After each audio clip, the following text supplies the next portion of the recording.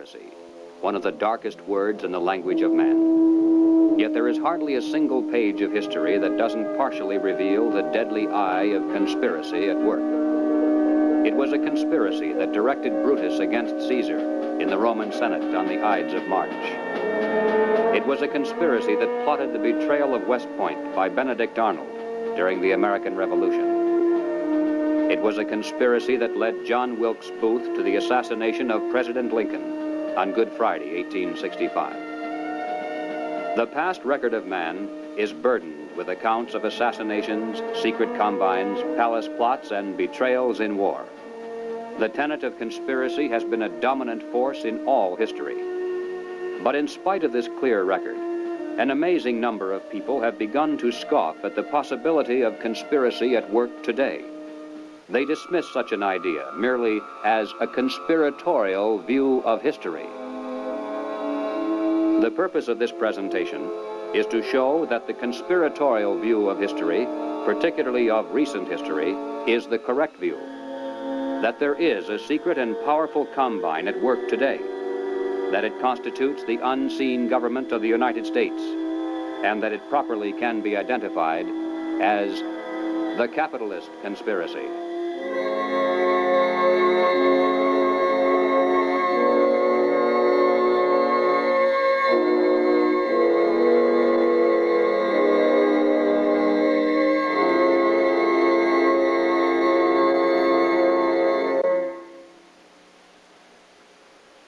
In 1963, the nation was held spellbound by the testimony of gangster Joe Valachi as he exposed the inside workings of the international crime syndicate known as the Cosa Nostra, or the Mafia.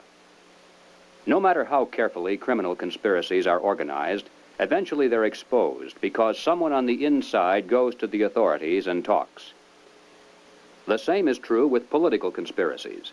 For instance, over the years, there has been a steady stream of defectors from the communist apparatus, and through their testimony, we now have a clear idea of how that conspiracy is organized and operated. But one large piece of the puzzle always has been missing.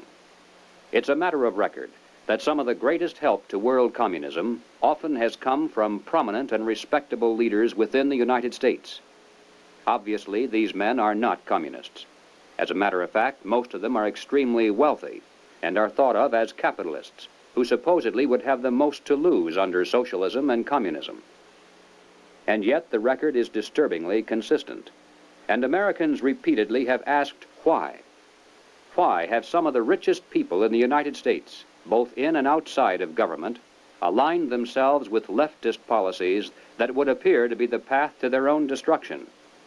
And if there is a conspiracy at work among these men, why hasn't someone on the inside exposed it?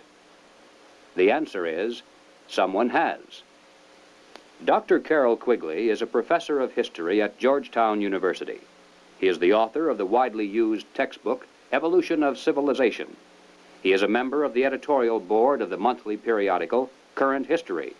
He has been a frequent lecturer and consultant for such groups as the Industrial College of the Armed Forces, the Brookings Institution, the U.S. Naval Weapons Laboratory, the Naval College, the Smithsonian Institute, and the State Department. Dr. Quigley also has been closely associated with many of the family dynasties of the super-rich. He is, by his own boast, an insider with a front-row view of the world's money power structure. When Dr. Quigley wrote this 1,300-page book of dry history entitled Tragedy and Hope, it was obvious that it would never be read by the masses. It was intended for the intellectual elite. And to such a select readership, Dr. Quigley cautiously exposed one of the best-kept secrets of all time. But he also made it quite clear that he was an extremely friendly apologist for this group, and that he fully supports their goals and purposes. On page 950, Dr. Quigley says, "I know of the operations of this network because I have studied it for 20 years and was permitted for 2 years in the early 1960s to examine its papers and secret records. I have no aversion to it or to most of its aims, and have for much of my life been close to it and to many of its instruments. In general, my chief difference of opinion is that it wishes to remain unknown." Dr. Quigley points out that During the past 200 years, while the peoples of the world gradually were winning their political freedom from monarchies, the major banking families of the world were nullifying the trend toward representative government by setting up new dynasties of political control, but behind the scenes, in the form of international financial combines. These banking dynasties had learned that all governments, whether they be monarchies or democracies, must borrow money in times of emergency, and that by providing such funds from their own private resources, with strings attached, of course, gradually they could bring both kings and democratic leaders under their control. Dr. Quigley believes that people should be more familiar with the identities of these clever banking dynasties. They include such names as Baring, Hambros, Lazard, Erlanger, Warburg, Schroeder, Seligman, the Spires, Mirabeau, Mallet, Fuld, and above all, Rothschild and Morgan. It should be noted that while the Rothschilds and other Jewish families cooperated together in these ventures, this was by no means a Jewish monopoly, as some have alleged. Men of finance of many nationalities and many religious and non-religious backgrounds collaborated together to create this superstructure of hidden power. Its essence was not race, nor religion, nor nationality. It was simply a passion for control over other human beings. Dr. Quigley identifies this group simply as the international bankers. These are not the same as the local commercial bankers with whom we deal in everyday life. International bankers deal not with the general public, but with the industrial giants of the world, with other financial institutions, and especially with governments. The key to their success has been to control and manipulate the money system of a nation, while letting it appear to be controlled by the government.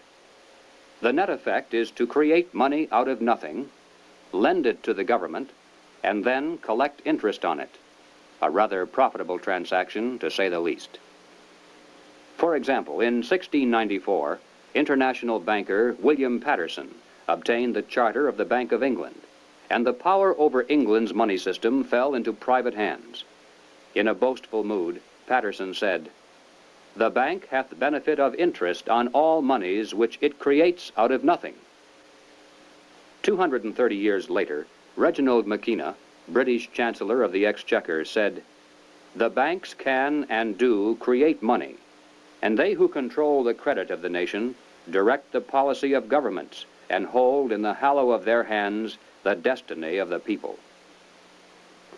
Turning to the United States, Dr. Quigley tells us, "The structure of financial controls created by the tycoons of big banking and big business in the period 1880 to 1933 was of extraordinary complexity, one business fief being built on another, both being allied with semi-independent associates, the whole rearing upward into two pinnacles of economic and financial power. One, centered in New York, was headed by J.P. Morgan and Company, and the other, in Ohio, was headed by the Rockefeller family. When these two cooperated, as they generally did, they could influence the economic life of the country to a large degree, and could almost control its political life, at least on the federal level. In the United States, it was inevitable that the international banking interests would attempt to establish the same kind of private monopoly over the money system that they had achieved in England, France, Germany, Italy, and Switzerland. The same formula would be used: make it look like a government operation, but keep the control in private hands. John D. Rockefeller had purchased the Chase Bank, and his brother William bought the National City Bank of New York. The Rockefeller Chase Bank was later merged with the Warburg's Manhattan Bank to form the Chase Manhattan, one of the most powerful financial combines in the world today. Acting in concert with the Morgan banking dynasty, they spent untold millions of dollars to promote legislation that would grant to them a private franchise over this nation's money system. To sell this scheme to the voters, the monopolists created the propaganda line that the proposed banking law somehow would work against the monopolies. Politicians took up the cry, "Banking reform," and "Down with Wall Street." And then, to make it look convincing, the financial tycoons publicly pretended to oppose the measure, all the while financing it behind the scenes. On December 22, 1913, the Federal Reserve Act finally was passed into law. Something known as the Federal Reserve System came into being, and with it, total control over the nation's money fell into private hands. The Federal Reserve System solely is responsible for creating money in the United States.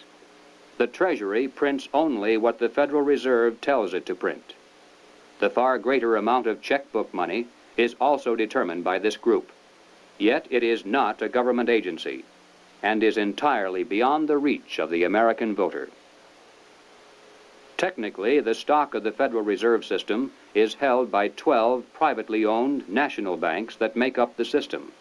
These, in turn, are owned primarily by the private banking dynasties that work so hard to bring that system into being. By law, the 7 members of the Federal Reserve Board are appointed by the President for a term of 14 years each. In spite of the incredible length of these appointments, nevertheless, they're supposed to create the illusion that the people, acting through their elected leaders, have some voice in the nation's monetary policies. In practice, however, every president since the beginning of the Federal Reserve System has appointed only those men who were congenial to the financial interests of the international banking dynasties. There have been no exceptions. It is now known that the original Federal Reserve Board was handpicked by Colonel Edward Mandell House, who early in his career had represented British and American banking interests. The intimate papers of Colonel House, edited by Charles Seymour, reveal House as the unseen guardian angel of the Federal Reserve System. In the words of Mr. Seymour, the Schiffs, the Warburgs, the Kahns, the Rockefellers, and the Morgans had faith in House. In 1912, Colonel House authored this book entitled Philip Drew, Administrator. The hero, a thinly disguised version of himself in real life, was a behind-the-scenes manipulator of prominent political figures.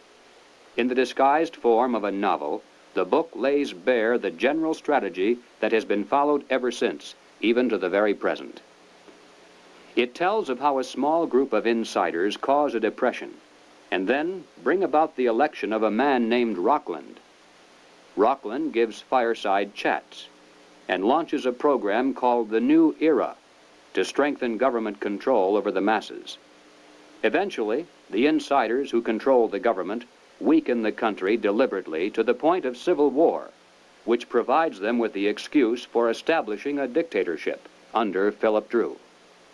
Colonel House was the man who selected Woodrow Wilson as a presidential candidate and later became his principal advisor. Wilson was totally dependent on House for all political decisions. He was his alter ego. The president himself had written, "Mr. House is my second personality. He is my independent self. His thoughts and mine are one. If I were in his place, I would do just as he suggested."